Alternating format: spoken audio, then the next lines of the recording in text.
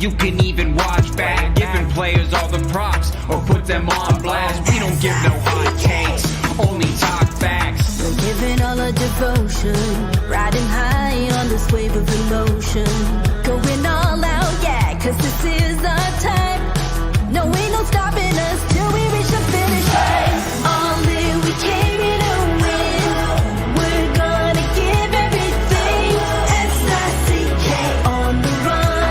S-I-C-K, sick, sick. On fire, we're ready to fight. We'll bring the house down tonight. S-I-C-K on the run. S-I-C-K, sick, sick. Play it on the car ride, play it when you lounge. X and O, you know that we can hold it down. Shout out to my man Sammy, got it off the ground. And to all the listeners tuned in right now, got debates, analysis, and speculation. This is sports talk for the new generation. You know where to find us, got a reputation. Sick podcast, your #1 sports destination. Giving all our devotion, riding high on this wave of emotion. Going all out, yeah, 'cause this is our time. No, ain't no stopping us till we reach the finish line. All in, we came here to win. We're gonna give everything. S-I-C-K on the run. S-I-C-K, sick, sick. On fire, we're ready to fight. We'll bring the house down tonight. S-I-C-K on the run. S-I-C-K, sick, sick. S-I-C-K is the sickest podcast. Tune in for the audio, or you can even watch back. Giving players all the props or put them on blast. We don't give no hot takes, only talk back. S-I-C-K, S-I-C-K, S-I-C-K, S-I-C-K, S-I-C-K, S-I-C-K, S-I-C-K. all in, we came here to win. We're gonna give everything. S-I-C-K on the run. S-I-C-K, sick, sick. S-I-C-K is the sickest podcast. Tune in for the audio, or you can even watch back. Giving players all the props or put them on blast. We don't give no hot takes, only talk facts. Riding high on this wave of emotion. Going all out, yeah, 'cause this is our time. No, ain't no stopping us till we reach the finish line. All in, we came here to win. We're gonna give everything. S-I-C-K on the run. S-I-C-K, sick, sick. On fire, we're ready to fight. We'll bring the house down tonight. S-I-C-K on the run. S-I-C-K, sick, sick. Play it on the car ride, play it when you lounge. X and O, you know that we can hold it down. Shout out to my man Sammy, got it off the ground. And to all the listeners tuned in right now, got debates, analysis, and speculation. This is sports talk for the new generation. You know where to find us, got a reputation. Sick podcast, your #1 sports destination. Giving all our devotion, riding high on this wave of emotion. Going all out, yeah, 'cause this is our time. No, ain't no stopping us till we reach the finish line. All in, we came here to win. We're gonna give everything. S-I-C-K on the run. S-I-C-K, sick, sick. On fire, we're ready to fight. We'll bring the house down tonight. S-I-C-K on the run. S-I-C-K, sick, sick. S-I-C-K is the sickest podcast. Tune in for the audio, or you can even watch back. Giving players all the props or put them on blast. We don't give no hot takes, only talk back. S-I-C-K, S-I-C-K, S-I-C-K, S-I-C-K, S-I-C-K, S-I-C-K. Turn up your volume. Because you're about to listen to The Sick Podcast. The Eye Test with Pierre, McGuire, and Jimmy Murphy. The Stanley Cup winning Colorado Avalanche. And after 22 years, Raymond The sickest NHL podcast. It's gonna be sick. And welcome to another edition of the Eye Test here on the Sick Podcast Network. He is Pierre McGuire. I am Jimmy Murphy. Pierre, how was your weekend, my friend? I spent it in Laval, Quebec. It was fantastic. I watched Laval and Providence play a game on Friday night and then a game Saturday afternoon in two full buildings. Spectacular venue, amazing minor league franchise that they have going on in Laval with the Rocket. Well managed, well coached, great atmosphere from the fans. Phenomenal. The concessions are just like being in an NHL building. Jimmy, I'm just telling you, and for $20 a head, it's spectacular entertainment. It really is. Pierre, I've heard the same from many people. I'm looking forward. Next time I'm up in Montreal, I'm going to have to make a stop in there for a game. I was just up there this weekend celebrating my 50th birthday, so I was unable to make it out of the city. But we watched some of it, and I listened to some of it as well. Good job with you and Sean Campbell. Enjoyed the broadcast. But yeah, Pierre, I mean, look, obviously things aren't going too well for the Montreal Canadiens, but you saw plenty of Laval last weekend, and you came away pretty impressed, huh? Well, Joshua Roy is an NHL goal scorer. I can tell you that right now. His goals, he scored 2 on Saturday afternoon. Those were NHL plays. Now, he didn't play as well on Friday night, and I made the point during the broadcast. If he plays like he did on Friday night, he's going to stay in Laval. If he plays like he played Saturday afternoon, he's going to be playing in the NHL. So he's going to get a substantial, bump up in pay and substantial bump up in per diem and better hotels if he gets bumped up to Montreal. But I was really impressed by him. Logan Mailloux really impressed me a lot, Jimmy. Everything about him at that level is dominant. He's dominant defensively. He's dominant physically. He's dominant first pass outlet. He's dominant walking the line. His shot is dominant. His decision-making is dominant. He dominates that league. He's without a doubt an NHL player. What's holding him back, and I said this, from the top of the circle to the icing line and to the front of the net, he's got to make better decisions in the NHL. Things are obviously a little faster in the NHL, and he doesn't have to worry about that in the AHL. He dominates the AHL.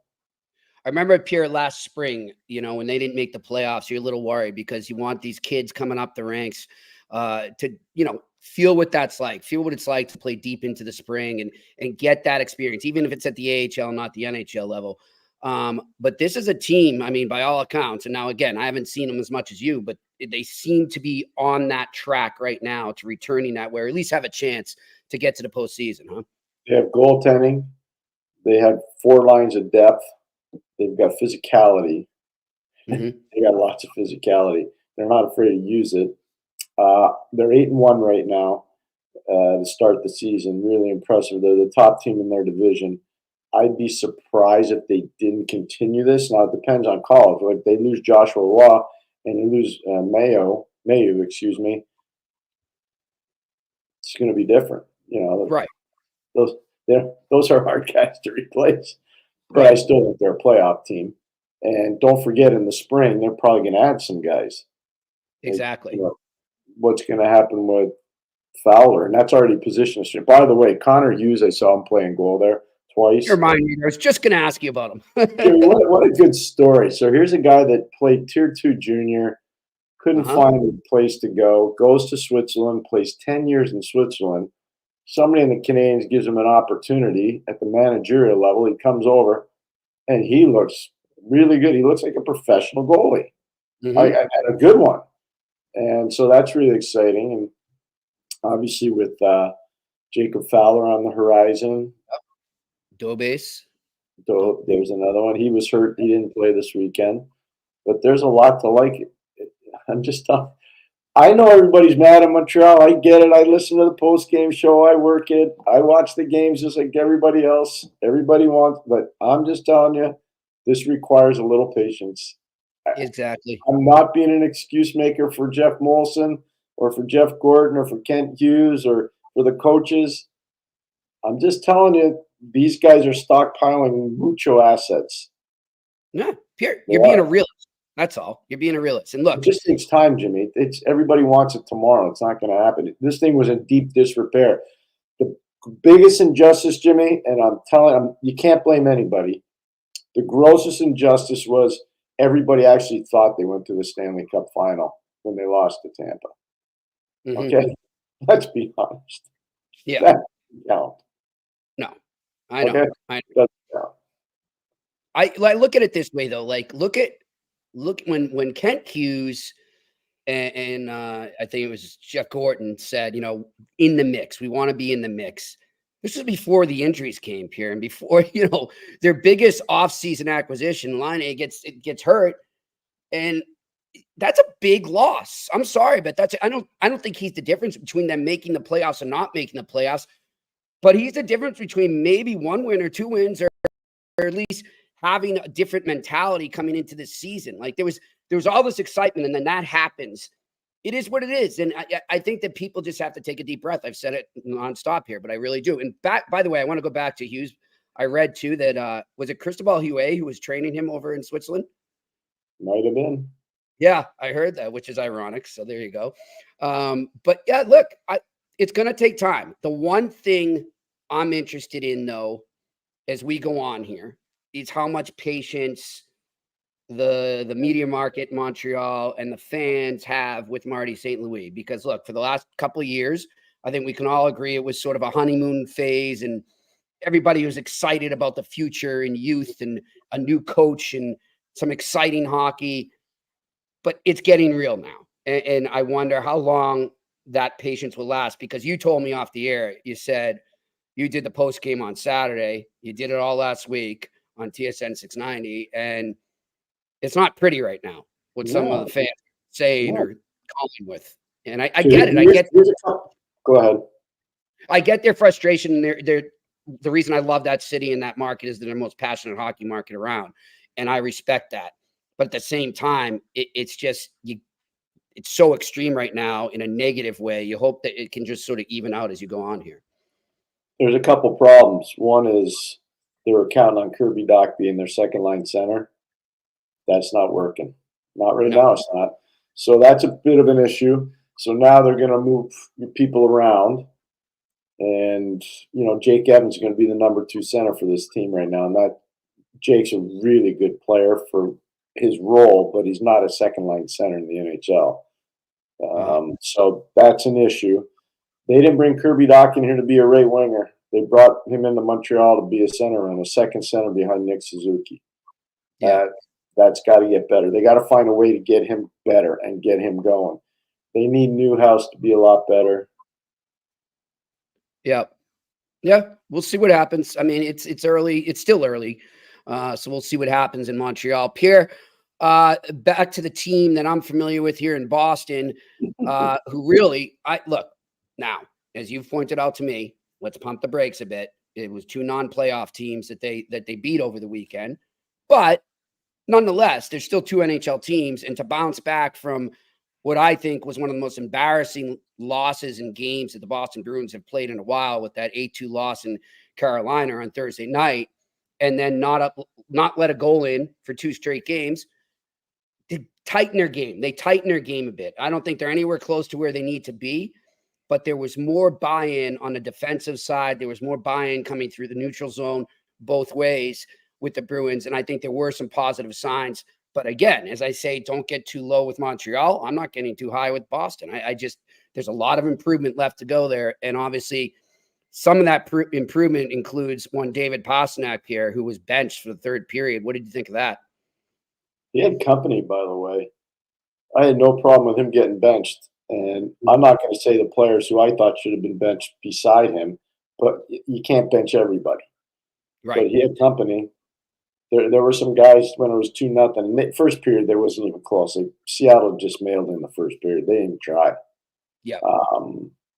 Then they got better, to their credit, and Boston started just playing into bad habits. But there were some other guys that deserved to get some splinters too, sitting on the bench, and they're very fortunate they were playing a position that there are not that many numbers. So I'll just leave it at that. Here's what I will tell you. The one thing that stood out to me yesterday, which is a positive for the Bruins, their face-off play. They won 63% of the face-offs yesterday. They were really good on face-offs. For the season, they're 11th in the league right now, at a little over 51%. That's positive. That's a positive thing. So as we talked about, they might have a need for a second center, which they do offensively. Look how well Charlie Coyle played yesterday. Charlie was great. He was great. So that's hard to do that every day, but they need that from him. When I'll use Seattle as an example. This is a team that's not getting enough out of players. Matt Beniers, Chandler Stevenson, Yanni Gord, Shane Wright. Those are their 4 centermen. They're not getting enough out of those guys. Yeah. They're not. And I don't know if it's because of the system they're playing and the players aren't comfortable because it's a new staff. I don't know if it's because they're fatigued. But this is a team now that's been shut out 2 in a row on the road, and they've lost 3 straight on the road. And I'm telling you, their schedule is not very forgiving. They could be, for a team that said, well, we're going to change the coach because we need to make the playoffs. Well, they've changed the coach, and the results might not be as good as what they were a year ago. Yeah. I'm talking about Seattle. Now, Boston, I agree with you. But here, my only concern with Boston, Jimmy, is, and I think Jim Montgomery feels the same way, because I told you this afternoon, and I haven't seen it anywhere, but I heard what the coach said, and he's thinking like I'm thinking, which is as a coach. Listen, Philly's a last-place team. Seattle's just lost 3 in a row. We're shut out the night before in Ottawa. It's not like you're playing the iron of the league. And there were a lot of bad habits still yesterday, Jimmy. That's all I'm going to say to you. Yep. And where are they headed tomorrow night, Pierre? Toronto. A lot tougher test. Yep. Well, Toronto's lost 2 in a row. I watched their games. I watched the St. Louis game. I watched the Minnesota game. The Minnesota game was really good for both teams. It was a really good hockey game. St. Louis game, I'd say no. And Toronto needs to fix one thing and fix it in a hurry. It must be driving Coach Berube and his staff nuts. Their power play is no good, Jimmy. They scored a power play goal the other day, but their power play is 10%, Jimmy. 10%. They're 31st in the league. And I like to do these special teams quotients. So I'm going to give you if you're going to be a contending team for the Stanley Cup, and you can go look it up over all the years, you have to be 105% or more when it comes to combining percentage of power play and penalty kill. This is Toronto's. 10% on the power play, 84.3 in the penalty kill, which is respectable, but they're 94.3. They're almost 11 points below where you need to be a Stanley Cup contender. That is not good enough for this team. So they need to fix their power play for sure, and they brought Mark Savard in to do that. And the other thing is their in-zone coverage is not good enough. No way is it good enough. Not a chance. Yep, I'm with you on that. Well, to another Canadian team that I'm sure is not happy with the way things have gone so far. They played a little better as of late, Pierre. The Vancouver Canucks, and on to join us right now is our good friend Rick Dhaliwal. Get him on here. Yeah, let's bring him on and talk some Canucks with Rick.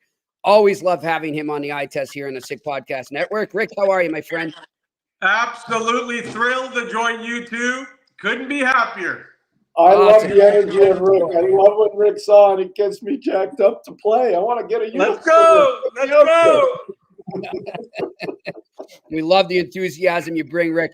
Listen, Rick, as I said there, they're looking a little better as of late, but overall, I'm sure the fan base and the team are not happy with the way things have gone so far this season. Look, the first 10-game segment is over, and Pierre will tell you that all teams look at those 10-game segments. Year over year, I mean, the points are only 2 off, but a couple of things are happening right now in Vancouver. Last year's first 10-game segment, the Canucks scored a ton of goals. They had 3 guys in the top 10 scoring, averaging a point a game right now. And there's a couple of reasons for that. One is the power play. I just heard Pierre talking about some teams' power play. Well, Vancouver hasn't scored a power play goal in 4 games. And, the power play last year out of the chute was clicking over 30%. It was hopping.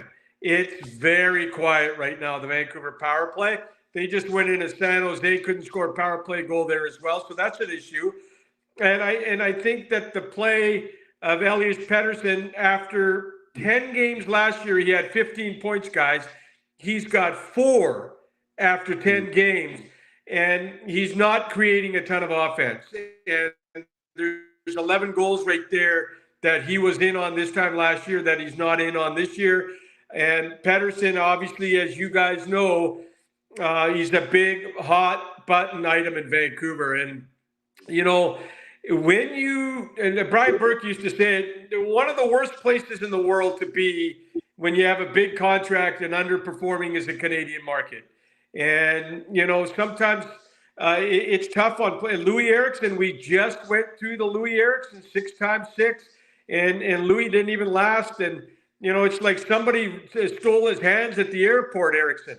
He scored 30 plus and, he scored 30 plus in Boston. He scored 30 plus in Dallas. And then he gets here and he can't score. And his wheels weren't there anymore as well. But there's a couple of, here's the other thing I'm going to tell you guys. When you have 9 to 10 UFAs, like the Vancouver Canucks had last year, people say to me, why can't they play like they did last year in the Edmonton series? I'll tell you why. Because a ton of those guys left. And they had to be replaced with new players who are taking time to adjust to Rick Tocchet's system. DeBrusk's 1 goal in 10 games, right? And there's some other guys that, Desharnais can't get in the lineup. He's been healthy scratch 4 times. The third pair right D, Bradstrom, who's a left shot, was playing on the right side. Did you see the 1 goal where, he played the left, he played a ton on the right side. So there's been adjustments. You're playing without Dakota Joshua. That hurts. Good hand. Stick up for teammates. Gives you good. Demko's not having Demko a bit, but it's a new team. But the don't have 9 UFAs because a ton of guys left and had to be replaced. That chemistry from last year, it's been hard to replace. Hey, Rick, one of those free agents that left is Casey DeSmith, and we know about the Thatcher Demko stuff. Oh. Do you think there's any buyer's remorse in not signing Casey DeSmith back? They tried. They tried at the NHL draft. It's funny you bring this up, Pierre. They tried at the draft. After not talking to his agent for 3 months, they went back to DeSmith at the draft, and they did the same thing with Ian Cole. But they went after DeSmith at the draft because they knew Demko's rehab was going slower than expected. And but they couldn't make a competitive offer and what he got. And he's been so good in Dallas, and you know that, guys. But here's the silver lining. Kevin Lankinen has been an absolute monster. He's got points in every game, and I got to tell you guys, the way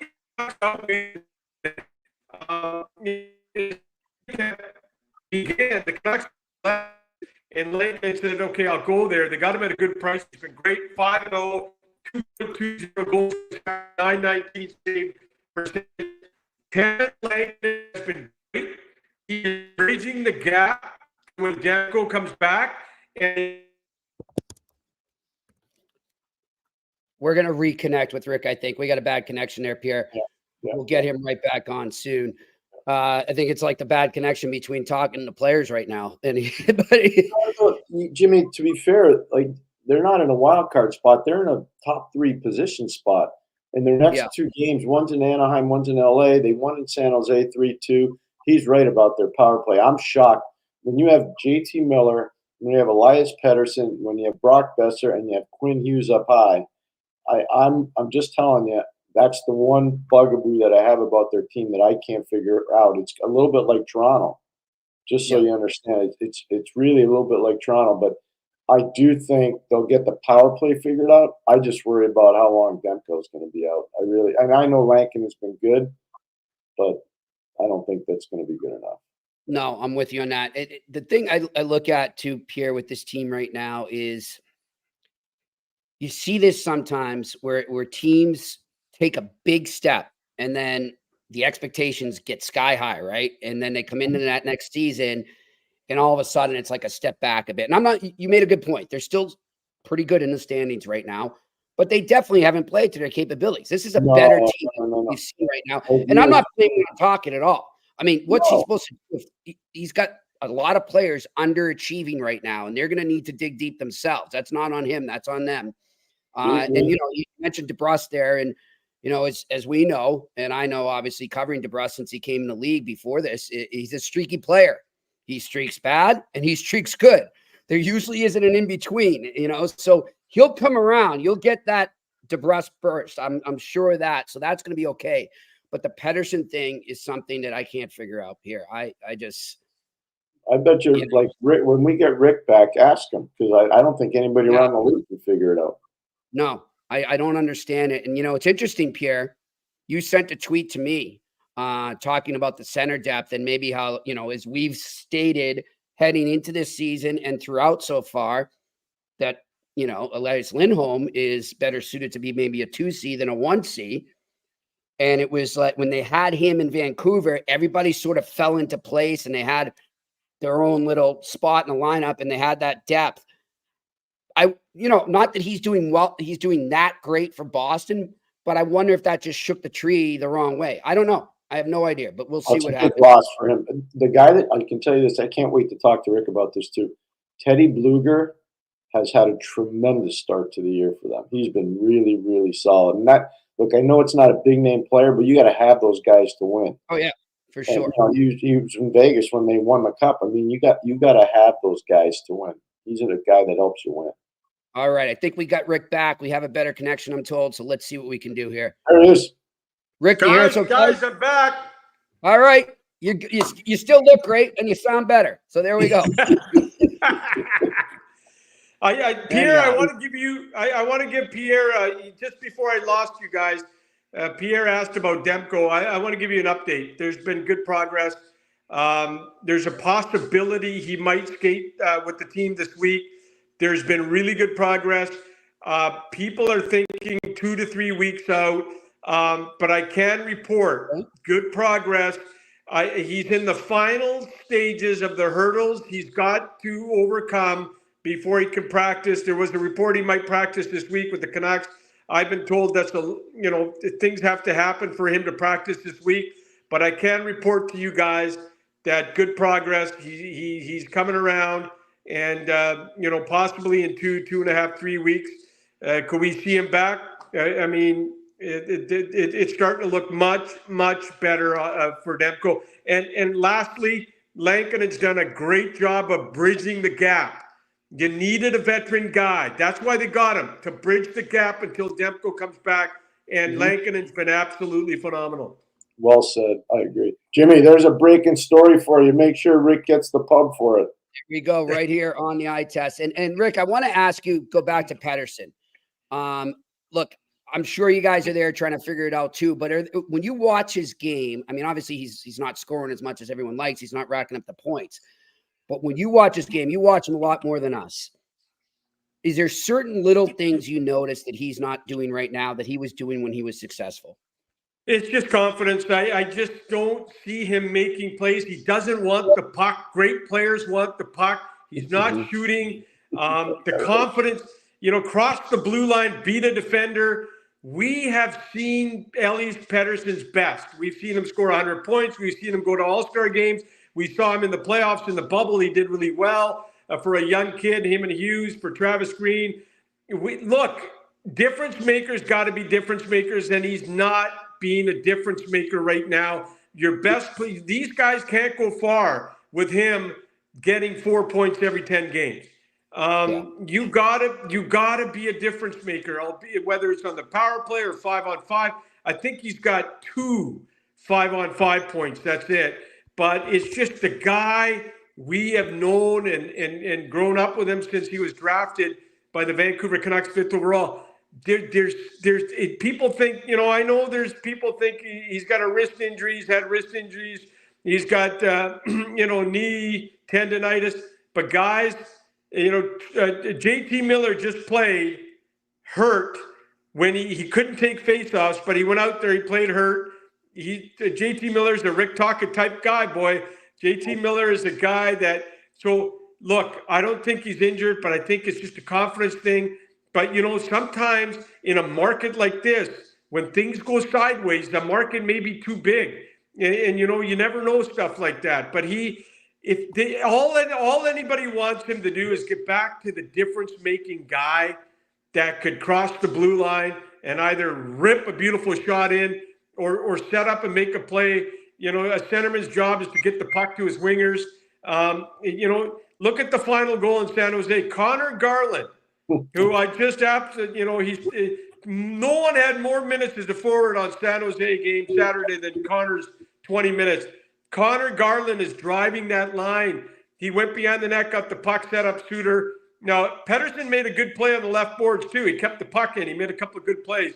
But Connor Garland has been their most consistent forward this year. And, there's a lesson out there for young kids who are small, who think they might not make it. Go watch Connor Garland go to the dirty areas. Go watch Connor Garland against Carolina. The Canucks were down 3-0. He picked the fight to try and get his teammates going. This is a guy, he's not 6'4", he's not 6'5", but man, he plays like that, and he's been their most consistent player. But with Pettersson, it's gotten so bad in this market, guys, that, people are already talking about trade him. Who would take him right now? And Pierre's been a general manager.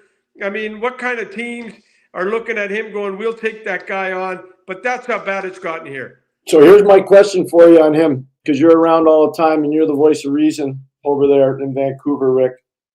Where are the Sedins in all this? Because they were supposed to be hired by the management team to work with players like him. What are the Sedins up to with him? Yeah, you know what? And I will say this to you, Pierre. The Sedins have done a great job.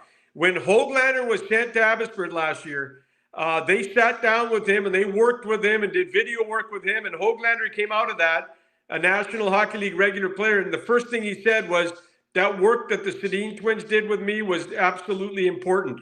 Now, there was a practice where Rick Tocchet had, about 2 weeks ago, Tocchet had Pettersson out early and after the practice, and it was the Sedin twins that were working him out. The Sedin twins have been absolutely great at what they do.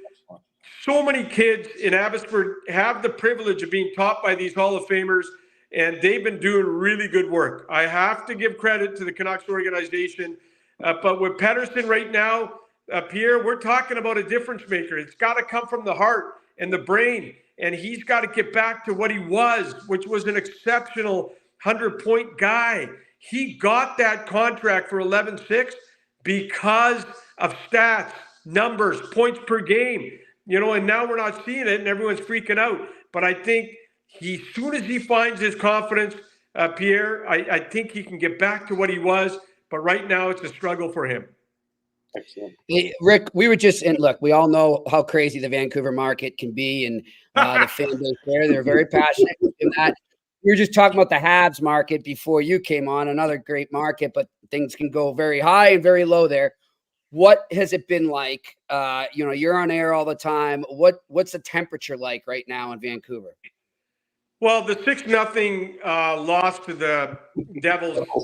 Yeah, the next day, our inbox, just to tell you, the next day, our inbox, fire Rutherford, fire Alvin, send Pettersson to Abbotsford, trade Susie and Myers. That's what the text line was like after the 6-0 loss. Hey, but I will say this. Carolina and New Jersey came to town with their speed. Mm-hmm. And I've never seen the Canucks give up that many 3-on-2s and 2-on-1s. And that wasn't Rick Tocchet hockey. And Carolina's speed is causing a ton of teams problems. And something else the Canucks did in those two games they got burned on was 3 defensemen got caught pinching. And the Devils and the Hurricanes went right up the ice on 3-on-2s and 2-on-1s, and they scored. And, you turn over the puck and to teams like Carolina and New Jersey, and you're going to pay the price.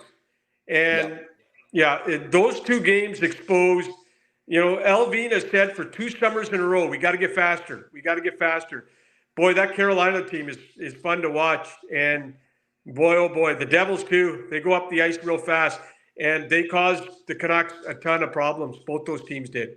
It's interesting, Jimmy. I love what Rick's saying because he's spot on with both those teams. But right now, the most underrated point getter in the NHL is Marty Necas, who plays for Carolina.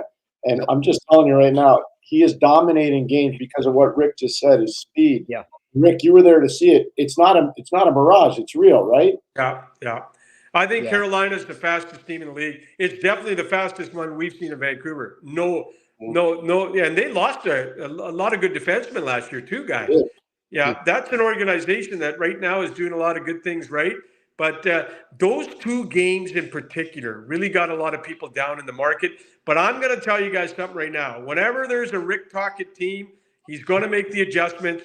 You know what? He came out and said the other day, hey, look, guys, you guys are acting like we're 1-8.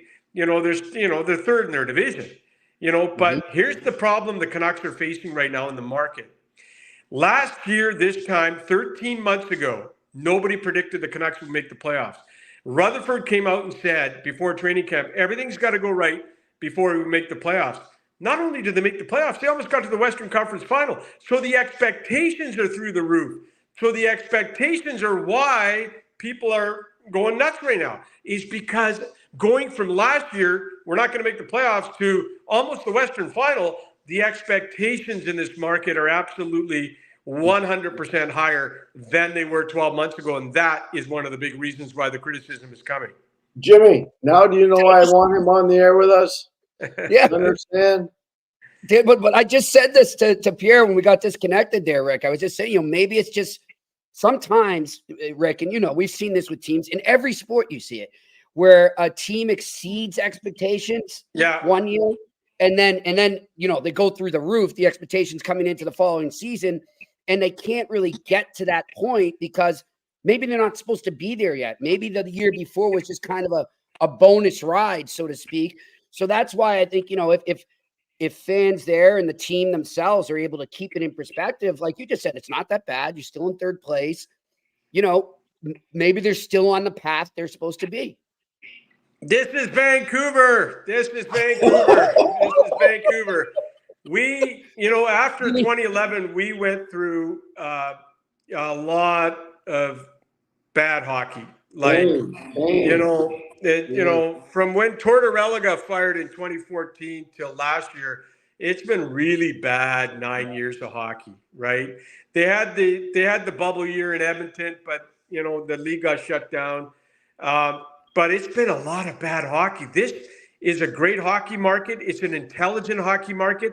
It was so built up. Like, opposing teams were saying in the playoffs, holy smokes, Vancouver is the place to be. Like, there were players on the Canucks that during the playoffs, they were like, holy smokes, like, this building is loud. This is a wonderful hockey market. But with intelligent hockey markets comes a lot of expectations and a lot of, and I hate to say this, but I say it all the time. This isn't Columbus or Carolina where you can get away with stuff. You just, when you cheat on effort and when you cheat any which way in a good Canadian market, the hockey fan base will hold you accountable. And, that's, He's so right. He's so right, Jimmy. I remember one year in '94, we went in there, the Olympic year with Hartford, and we beat them. And Jimmy Sandlak, who was a Vancouver Canuck, and Robert Cron, who was a Vancouver Canuck, both hooked up and won us the game in Vancouver. Yeah. We were staying over an extra day, Rick. I got to tell you this story. And we went down to Joe Forte's restaurant, and I took John Forsland and Chuck Caton out because we had an extra day. We were going to Edmonton from there. They wouldn't let us pay for anything. They were so mad at the team because they lost to us, and Sandlak scored. Are you serious? It was awesome. It was so. It was so good. No, Jim and Pierre just hit me in the gut with Jim Sandlak, the house, when the Canucks drafted him, and Bob McCammon called him the house, and there was such high. You talk about expectations on Pettersson. Boy, Sandlak coming in here, I think he was 4th overall, and there were expectations on that guy, number 19. And you know what? I remember his nickname, the house. Oh, boy, those names. When you bring those names up here, boy, oh, boy. We were talking about Ron Settlebauer on the show today for crying out loud. Well, I was telling Jimmy the other day, there's one player who's in the Hall of Fame but never got enough acclaim, and that was Pavel Bure. Oh, Rick, you saw him, and it's like, Rick, tell the people how good this guy was. He was amazing. You had to be. He would pick up the puck at the blue line, and people would start getting out of their seats because he started gathering speed. and not many people can stick handle at high speed. He could. And boy, he crossed that center line, and everyone would get up thinking, this is it. He's going to split the D, and he's going to score. To me, Pavel Bure was the best Canuck of all time, and it doesn't come close. Like, I mean, I like that. See, I love this guy. I like that. Good. There's been great players that have come through here. Obviously, the Sedin twins, Trevor Linden, just a ton of them. But for pure entertainment and excitement, nobody touches Pavel Bure. Human highlight reel every game, Jimmy. He really was unbelievable. Can you guys imagine him without the red line? Oh, I mean, he was 200 points. 200 points. I wish he would have gone coast to coast with the Canucks. Trevor Linden too, but the Sedin twins did. But as Pierre, hockey's a business, and sometimes business gets in the way of decisions, and you got to do stuff So yeah, but Bure was the best. We can't thank you enough, Rick. Thank you for efforting to get back with us. We love having you on. I can't wait to get to Vancouver and see you. Really can't.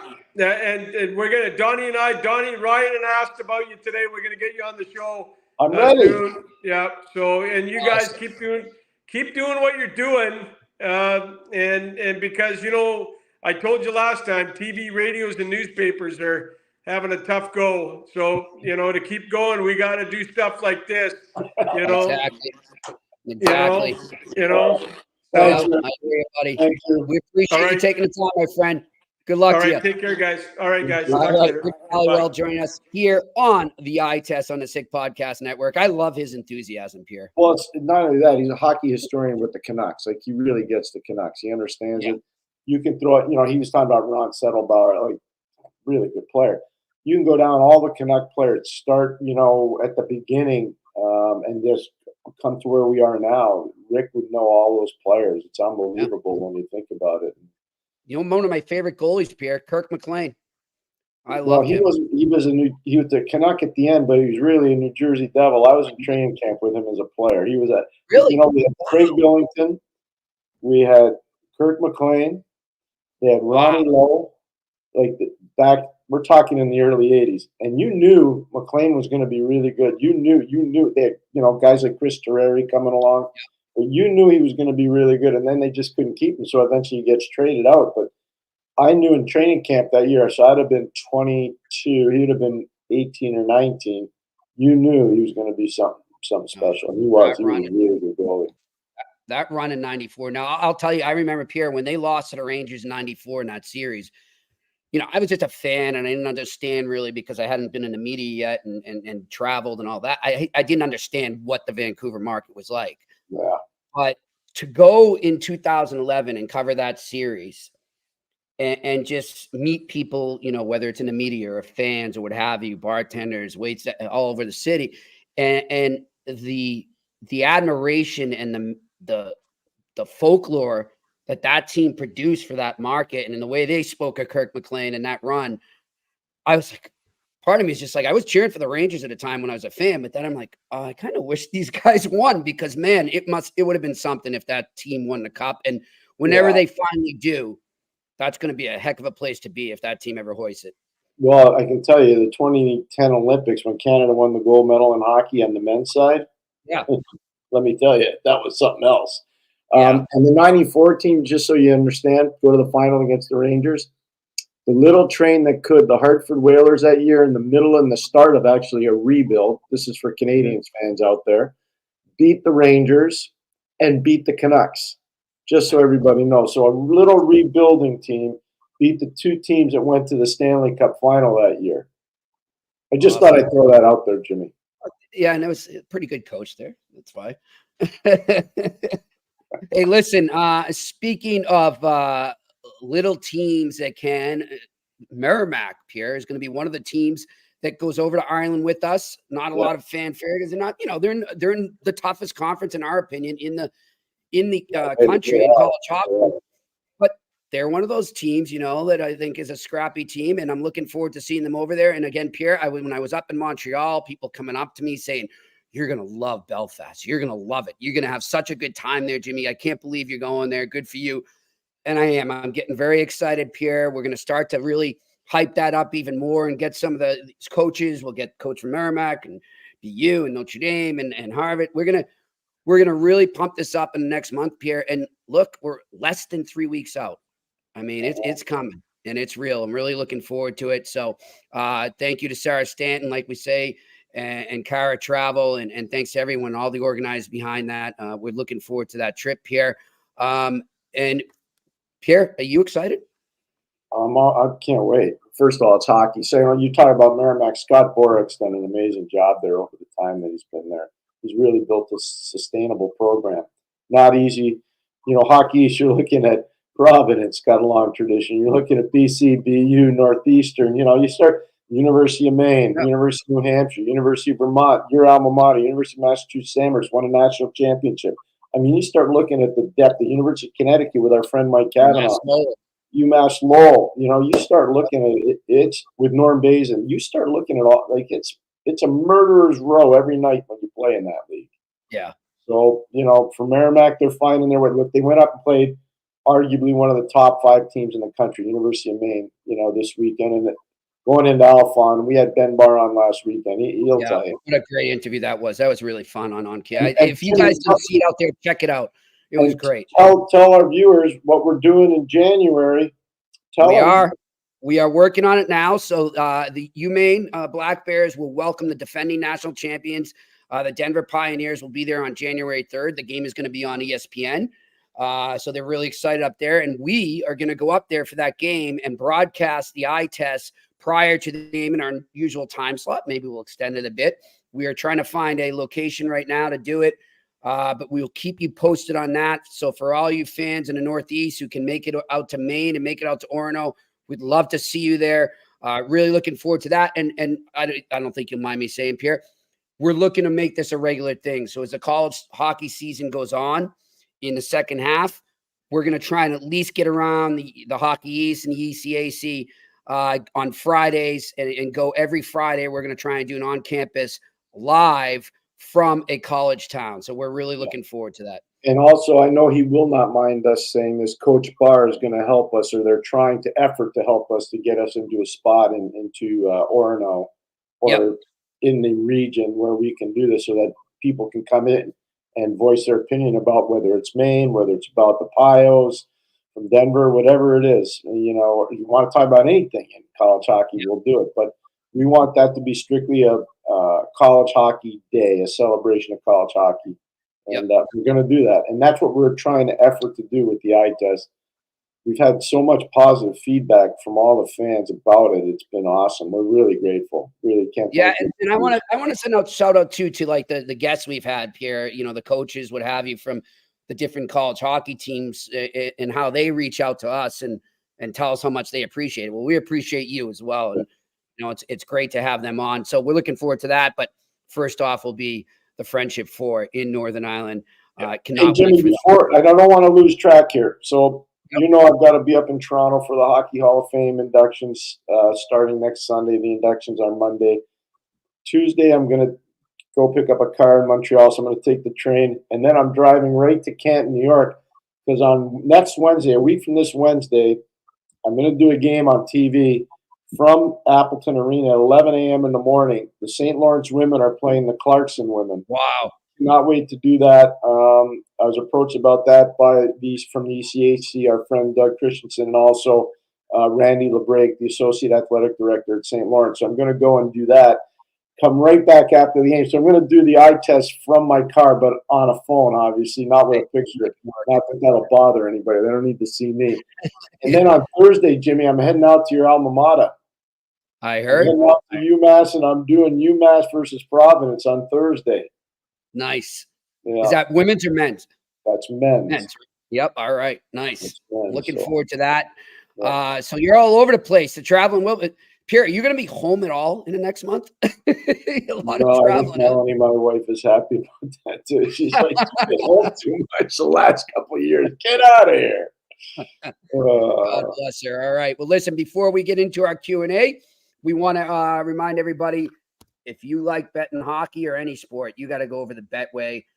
We tell you about them every day. Betway is the leading global online betting and gaming brand. Follow your gut instinct. Go with Betway. If you're watching us right now, you can sign up with that QR code right in front of you, or you just go to their site. And remember, you must be 18 plus and always bet responsibly.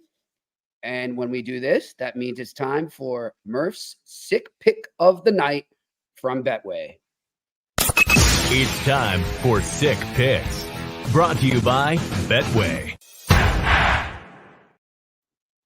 Pierre, our good friend Rick there referenced that fast New Jersey Devils team. They are in town in Edmonton tonight, continuing their road trip to face Leon Draisaitl and the Edmonton Oilers. And by the way, a credit to Draisaitl so far, since McDavid's been out. 2-0. He has carried the mail, as you said he needed to do, Pierre. He really has. So credit to him. I give him a lot of credit. He has, for sure. Yeah. Hey, look, I'm not even going to pretend. I said it on this show. I said if he doesn't step up, they're going down like a power window. And to his credit, he has stepped up. And the last 2 games are 2-0 since Connor's been hurt. And got a lot of respect for Leon for doing that. That's not easy to do. Well, they are the Amazon Prime game of the night on Monday Night Hockey there in Amazon Prime tonight. They are hosting that New Jersey Devils team that Rick referenced. And they are underdogs, Pierre. And obviously maybe because McDavid is out and Devils have been playing so well, but I'm going to stick with those Edmonton Oilers and Leon Draisaitl, and I'm going to take the Oilers to upset on the money line, upset the New Jersey Devils. So that's my sick pick of the day, brought to you by Betway. All right, let's get to the Q&A. What do we got? HDR DGS. Hope you're having a great day, Jimmy. Happy birthday. Thank you. I appreciate it. And you know what? Even though he's not around and it's not the day yet, but I'll send a shout out to my dad too. His birthday is tomorrow, Rick. Oh, wow, that's cool. Cool. Do you know I was born at 11:59 p.m. on the 4th? I just missed his birthday by 1 day, and my mom was telling me the story again, reminding me, you know, he was telling me to hold you in. She said, no way, he's coming out. Oh, that's a good story. I'll be out 1 minute shy of his birthday, but a shout out to my late dad. Up in heaven there. So, all right, next question. Filterless Bear. Is man-on-man the wrong system for the Canadiens? I'd rather Jack Savard and those other big boys be cross-checking guys in front of the net than chasing guys out to the top of their circles. Pierre, I'll let you take this one. It's one of the things I've been talking about a lot with Montreal, just their in-zone coverage. Now, was it better against Pittsburgh? Yes, it was. It was 100% better, but there's got to be a compromise somewhere. I know they want to implement a certain system. I get it. I'm not sure they have all the right players to fit into the system they want to implement. So sometimes when that happens as a coach, you got to try to manufacture different ways of making your players feel more comfortable. And I think that's where that staff is right now. And Pierre, by the way, that game, what did you think of the hit on Slafkovsky? With the Chari? Yeah. I thought it was a high hit. I didn't think he threw his elbow, but he got him. It was like accidentally on purpose, if that makes sense. Yeah. And just one other thing. I know there's all this stuff, people mad here, people mad there. What Jack Guy did with the Chari, the knee on knee, that was a knee on knee. Like that. So this is where he needs, because he's got a target on him every game from the officials and from the league. Mm-hmm. So this is what, remember when I said to you, he needs to understand what he has to do to play his role? That's not playing his role. No. That wasn't right. It's not right and it's not smart. No, and so he'll, hopefully they'll be able to teach him and work with him on that because he can be a valuable player for him. For them, how about my St. Sebastian's boy there taking on Graves, huh? Yeah, Struble, I saw it. Yep. Don't worry, I'll be watching. You know, Struble started out well, and then I think he lost a little bit of his edge, like his grip. Yep. Graves a big guy. I don't think people realize because Struble's a big guy and Graves is a really big guy. He's even bigger. So that's some courage from him for sure. All right, next question. David Robinson. What's up, Dave? Pierre, how do you get a young, talented guy like Patra to avoid big hits without sacrificing his skill and creativity? He's getting tuned up at least 2 times a game. That's a great point, Dave. It is and part of the problem, David, is he holds the puck really long and he doesn't have the escapability and can find areas like a Peter Forsberg had or a Joe Sakic had or a Mario Lemieux had or a Wayne Gretzky. So he has to understand in junior he could do that. He can't do that in the NHL. You know, I spent the weekend in the American Hockey League rink in Laval, and the guys that have a chance to play are the guys that get it and move it. The guy that's going to take longer, they're still playing junior. I'll tell you, I'll give you an example. Owen Beck is pretty similar to Poitras in terms of how they play. Owen Beck moves the puck. He has some unbelievable assists and great plays around the net because of his passing ability. Poitras has to get to that. That's what he has to do. All right, next question. We're on the road. Pierre, to understand MSL, what is a hybrid system and what other NHL teams play correctly? I want to see how it's actually done. I want to understand the concept while watching Montreal. So matchup. So let's just say puck possession is in the right corner.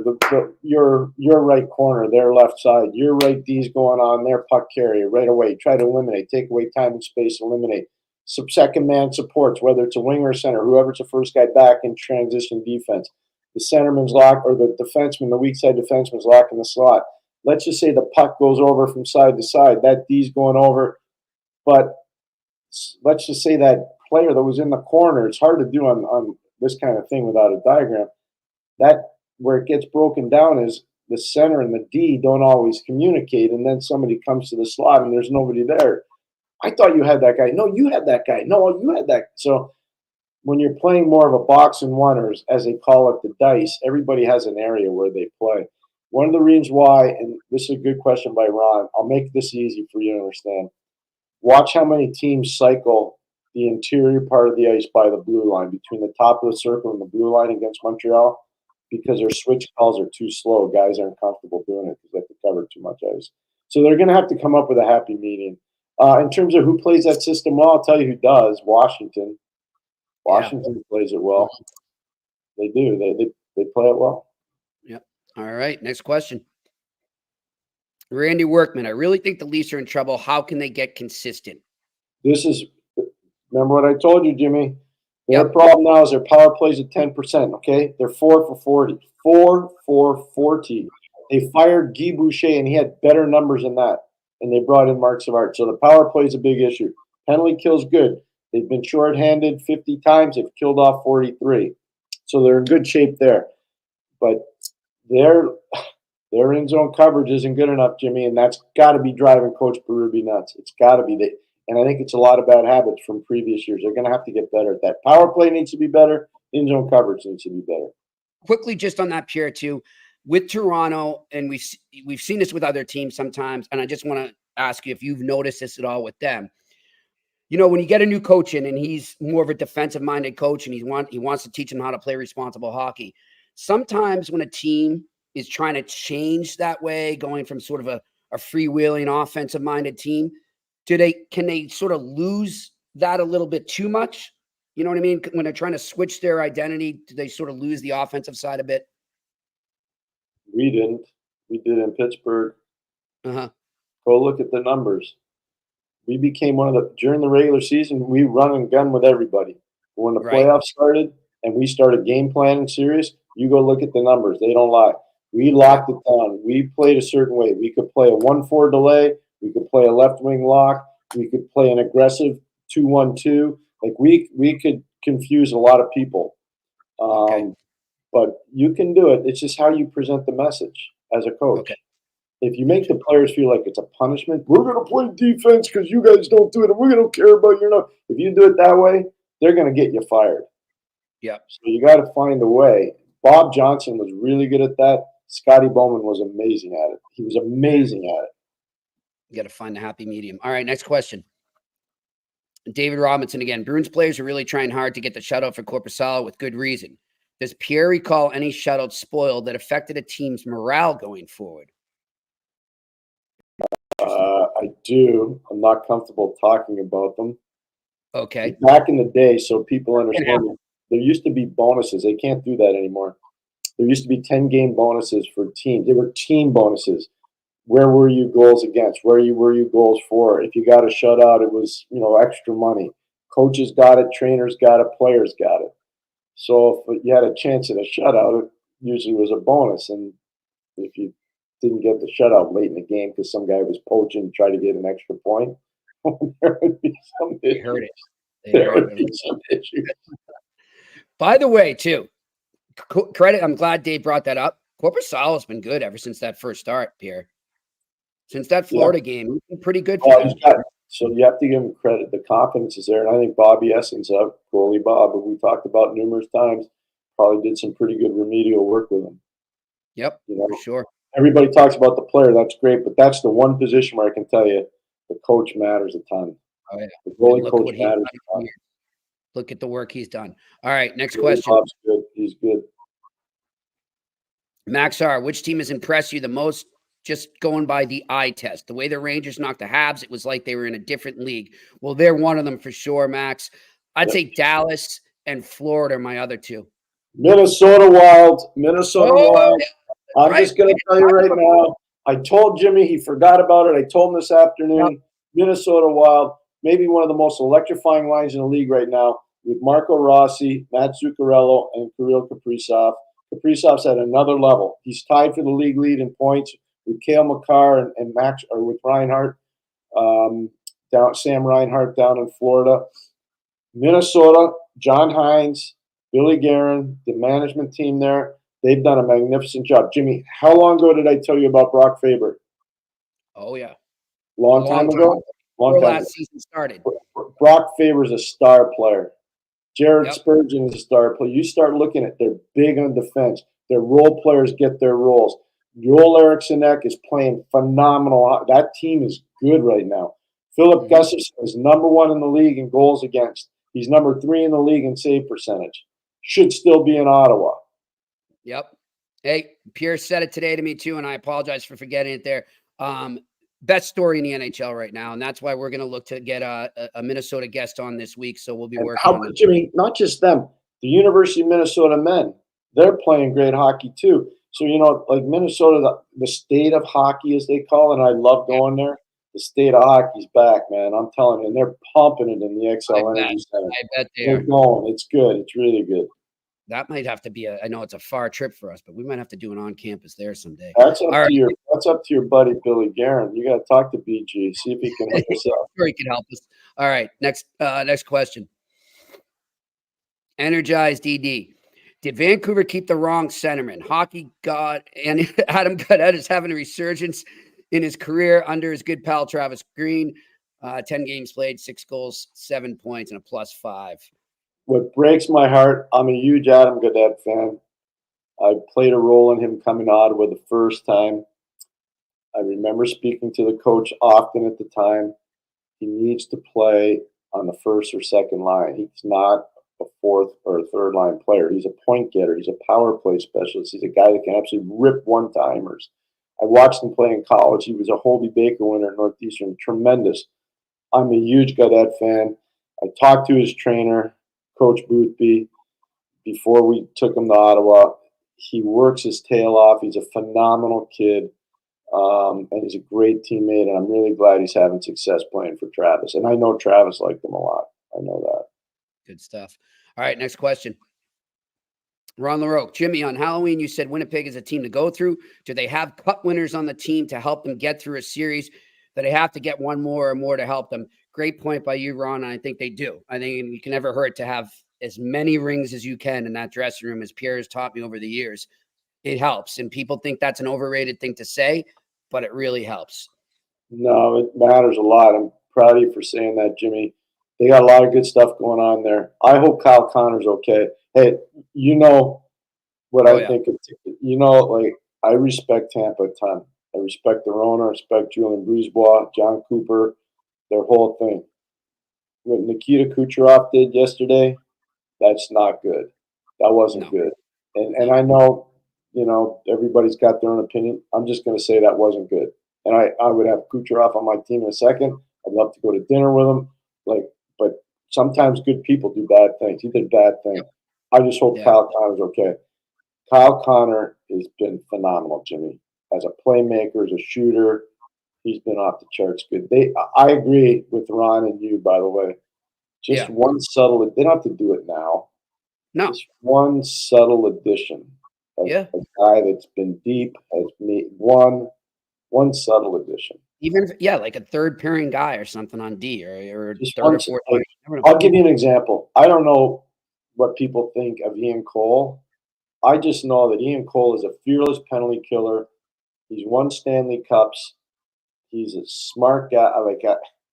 He plays hard, man. He plays hard. I'm telling you. Teammates and coaches rave about him everywhere he's been. I've never, honestly, I've never heard a really bad thing about him. I'm just using, and I'm not saying he's getting traded, by the way, but I'm using him as an example, as one guy that, if you were looking at the trade deadline. Yep. There you go. All right. Next question. Postnet on 130. What NHL team market is the most difficult with fans and media in the East? USA, Canada, French, English, West, USA. I mean, I think any Canadian market is tough to play in, no matter what. I don't think it compares. It's at another level than in the United States. I'm sorry. That's just the truth. But in the U.S., I mean, I would think, Boston, where I am, can be tough. Chicago, Philly's a tough market. Minnesota can be tough, obviously, like we just said. People are too nice in Minnesota. They're not that rough. People are so wholesome there. They're not mean. They get mad maybe at the coaches or the management, but they let the players go. I'd say Boston and Philly and New York are the three difficult in the States. Montreal is really hard. I'll tell you that for a goalie, Vancouver's really tough. Really tough. All right, next question. Steven Grinas. Pierre, I think Montreal is missing that Shea Weber type veteran who steps up in the room and everyone stops to listen. Who could Montreal reasonably obtain for what I feel is a missing veteran leader present? Steven, I totally agree with you on that. I was thinking that the other day while watching them. They need more of that for sure.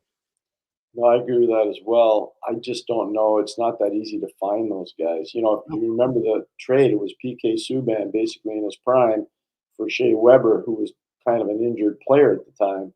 Yeah. So, everybody thought that Nashville won on that. And as it started, it looked like they really won because Nashville went to the final and they lost to Pittsburgh, and Montreal and Weber, was hardly playing. So when you look at it at that time, and then all of a sudden Shea really started to take over. Those players are hard to find. You're not getting somebody like Shea Weber.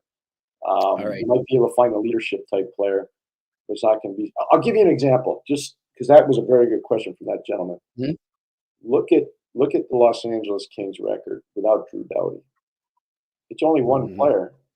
It's only one player, but he played more minutes than anybody else.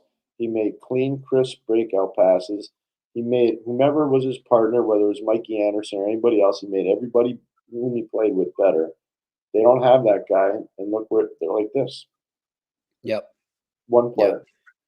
Yep. And I think they're young. They're young, and a lot of them are still learning, Pierre, the ins and outs and the ups and downs of an NHL season. So a guy like that would help for sure. All right, next question. Charles, given Habs' young core has been losing for 2 to 3 years, how easy will it be for them to turn the page when the wins are important? How will they learn how to win? Well, a lot of them have won before they got there. That's number one. Yeah. Number two, and Jimmy and I talk about this a lot off the air, Laval winning. So Laval's winning. Right now they're 8-1. They're feeling pretty good about themselves, and they should. And so a lot of that translates when the guys get called up. They're bringing some infectious enthusiasm to the team. So I don't think that the rebuild part will really hurt. I look at a lot of those Ranger players now. It didn't hurt Chris Kreider. It didn't, you look at it, didn't hurt Philip Hedl. Start looking at all the Ranger guys. It didn't hurt Adam Fox, So I don't think it really hurts. Pierre, speaking of teams signing winners and cup winners and experience, the Boston Bruins have made it official. They have signed Tyler Johnson. The news breaking within the last half hour, a 1-year deal for $775,000 one-way contract. So there you go. That's a good guy to have. That's a guy that I think would fit in well with a young lineup like the Canadiens. Somebody in that realm, so to speak. Well, first of all, he was an undrafted player, so he's had to work hard. Second of all, he played in an original six marketplace in Chicago, so he understands the original six marketplace.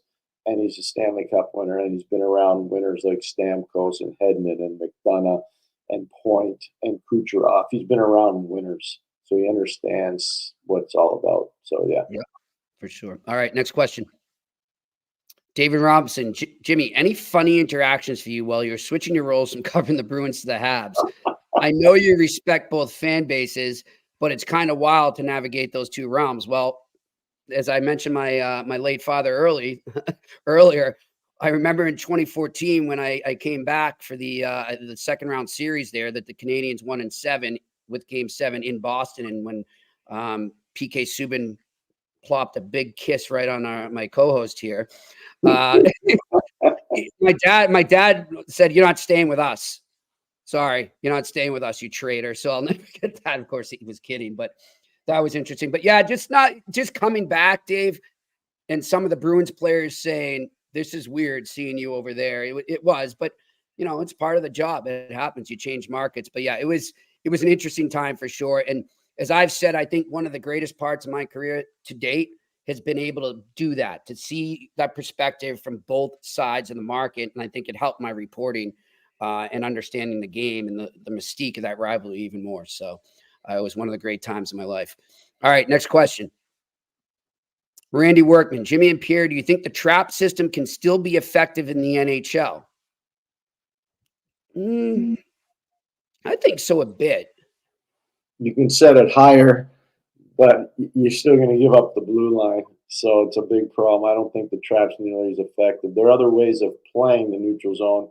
You can modify it. Again, I don't want to get too complicated on X's and O's, but you can modify it. But the original 1-2-2 trap probably wouldn't work very well with the stretch pass now. Especially in the period of the long change, you'd be in trouble. Well, I think, Pierre, the closest we saw to it would be Ottawa when they went on that run. Was it 2017 in the playoffs? Yeah, that would be a good one. That was Guy Boucher was coaching then. Dallas and Vegas under Pete DeBoer played similar, but it was a modified. It really wasn't a trap. It was a modified. It's called a 1-3-1. So 1-4 checker, 3 guys across the line, and then 1 guy back. You can call him whatever you want. I call him a sinker because he's back. Oh, okay.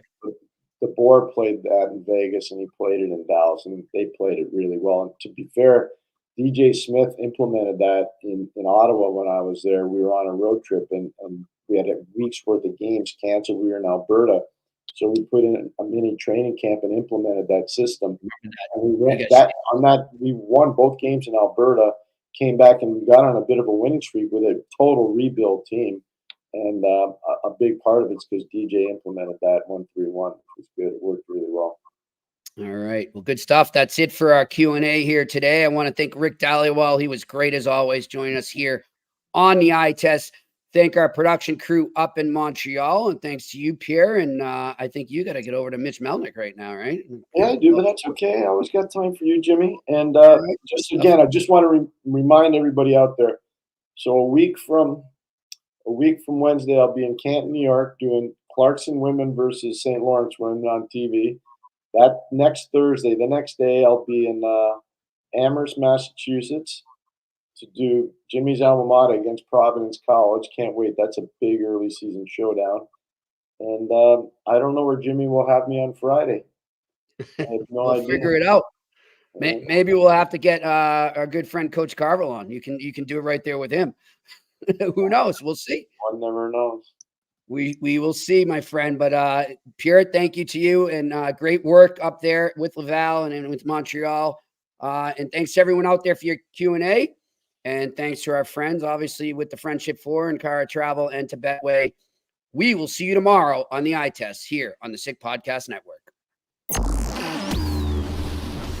And that's a wrap. Hope you don't miss us too much until next time. Follow the Eye Test with Pierre McGuire and Jimmy Murphy on YouTube, Facebook, Google Play, and Apple Podcasts.